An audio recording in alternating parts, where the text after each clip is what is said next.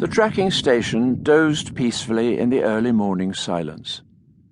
The huge radar aerials revolved in their constant searching, silhouetted against the blue of the sky.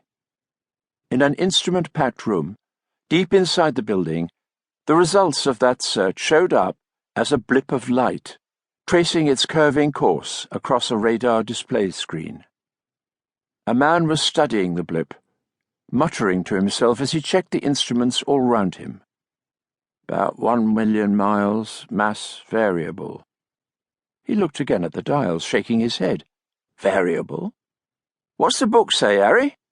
Beside him, his assistant was immersed in a pile of star charts and periodicity tables. Nothing here. You sure? There's got to be. Harry was bored, irritable, and in no mood for mysteries at the end of a long and tiring shift. Look, there's nothing here. No comets, nothing. Pleased, his superior leaned back in his swivel chair. Then it looks as if we've discovered a new one. Run another course check. While Harry busied himself with the instruments, the senior technician watched the steady progress of the blip. Ransom's comet, he was thinking happily, though probably the director would pinch all the credit, even if he was still home in bed. Suddenly Ransom sat up. The blip on the screen had changed direction. You get that? Harry nodded. Picked it up on the instruments. That thing's just altered course. But it can't have. With gloomy satisfaction, Harry studied a computer printout. You can say goodbye to your comet, mate. Whatever that thing is, it's now on a collision course for Earth. Harry reached for a phone, but Ransom put out a hand to stop him. What are you doing? Just in case you've forgotten, there's a whole batch of people we're supposed to tell about unidentified flying objects. Harry pointed to a list of names and telephone numbers on a nearby notice board.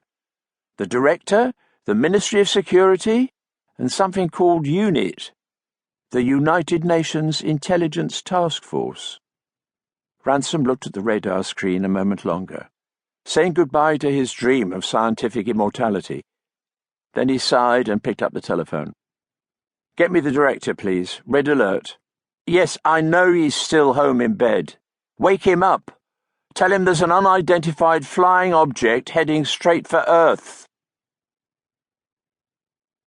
In the military and scientific complex that formed unit headquarters, Brigadier Lethbridge Stewart's day was getting off to a very bad start. The cause of his troubles was not alien monsters, but earth-bound bureaucrats. Whitehall's latest brainchild was the newly created Ministry of Security, an organisation designed to gather all Britain's various intelligence organisations under one central umbrella. The Brigadier had refused to be gathered, taking the position that UNIT was not a national but an international organisation, and as such answerable only to UNIT HQ in Geneva. The war of letters, memos and reports had continued for some time now, with the Brigadier more than holding his own. But now the Whitehall enemy had wearied of the paper bombardment and sent in their shock troops, in the stocky and unattractive shape of Horatio Chin. Like many small men in high positions, Chin liked to think of himself as Napoleonic. He saw himself as a hard-driving human dynamo, cutting through the restraints of red tape. He was a vain and rather stupid man, but he was also ruthlessly ambitious and tirelessly energetic. Chin eventually overcame most of his opponents by wearing them down.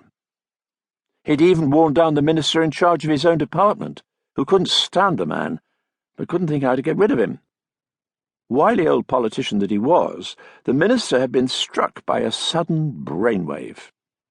He had two main problems at the moment, Chin and the Brigadier. Why not turn them loose on each other? Whichever proved the winner, the minister would have one less problem to worry about. The result of this brilliant strategy had been Chin's appointment as a one-man committee of inquiry. It was now Chin's second day with UNIT, and while the minister back in Whitehall basked in unaccustomed peace, the Brigadier was already brooding on emergency courts-martial and summary executions.